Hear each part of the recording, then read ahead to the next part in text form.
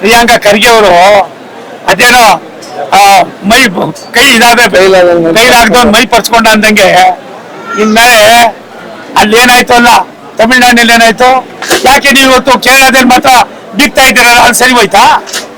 ಅಲ್ಲೆಲ್ಲ ಸರಿ ಮಾಡಿದ್ದೀರಾ?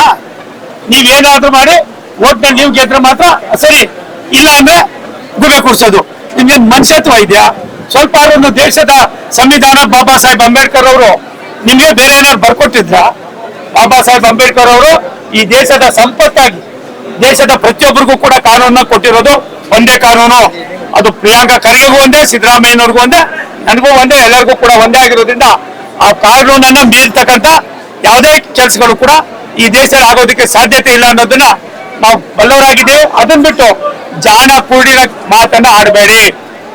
ಏನು 15 ವರ್ಷಗಳಿಂದ ಏನು ಪಶ್ಚಿಮ ಬಂಗಾಳ ಇತ್ತು, ಆ ಪಶ್ಚಿಮ ಬಂಗಾಳ ಯಾವ ರೀತಿ ಇತ್ತು, ಏನೇನಾಗಿತ್ತು ಅನ್ನೋದಕ್ಕಿಂತ ಹೆಚ್ಚಾಗಿ 33 ಮೀಸಲಾತಿಯನ್ನು ತಂದಾಗ ನಿಮ್ ನಡ್ಕೊಂಡ ವ್ಯಕ್ತಿ ಆ ಹೆಣ್ಮಕ್ಳು ನಿಮ್ಗೆ ಯಾವ ರೀತಿ ಗುಣ ಕೊಡ್ಬೇಕೋ, ಕೂಸ ಕೊಡ್ಬೇಕೋ, ಯಾವ ರೀತಿ ನಿಮ್ಮ ನೆಲೆಯಲ್ಲಿ ಕಳಿಸಿದ್ರೆ ನಿಮ್ಗೆ ಬುದ್ಧಿ ಬರ್ತದ ಅನ್ನೋದನ್ನ ತೋರಿಸಿದ್ದಾರೆ.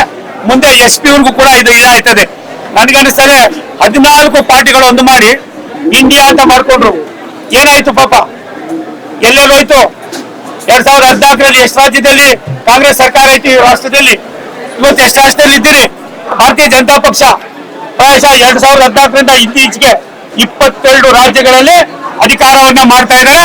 ರಾಷ್ಟ್ರದ ಪ್ರಧಾನಮಂತ್ರಿ ನರೇಂದ್ರ ಮೋದಿ ಅವರ ಕಾರ್ಯವೈಖರಿ, ಅವರ ಅಭಿವೃದ್ಧಿಯ ಚಿಂತನೆ, ನಮ್ಮ ರಾಷ್ಟ್ರೀಯ ಅಧ್ಯಕ್ಷ ಆಗಿರ್ತಕ್ಕಂಥ ನಮ್ಮ ನಬೀನ್ ರವರು, ನಮ್ಮ ಗೃಹ ಸಚಿವರಾದಂತಹ ಸನ್ಮಾನ್ಯ ಅಮಿತ್ ಶಾ ಅವರ ಶ್ರಮ ಸಾಕಷ್ಟಿದೆ.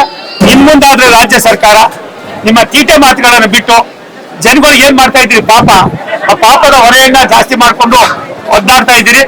ಇವತ್ತಿರೋ ಸಮಸ್ಯೆಗಳಿಗಾದ್ರೂ ಆದ್ಯತೆ ಕೊಟ್ಟು ಕೆಲಸ ಮಾಡೋದು ಒಳ್ಳೆಯದು ಅಂತ ನನ್ನ ಭಾವನೆ. ಕರುನಾಡು ಟೈಮ್ಸ್ ಚಾನೆಲ್ನಲ್ಲಿ ಸುದ್ದಿ ಮತ್ತು ಜಾಹೀರಾತು ನೀಡಲು ಈ ನಂಬರ್ಗೆ ಕರೆ ಮಾಡಿ.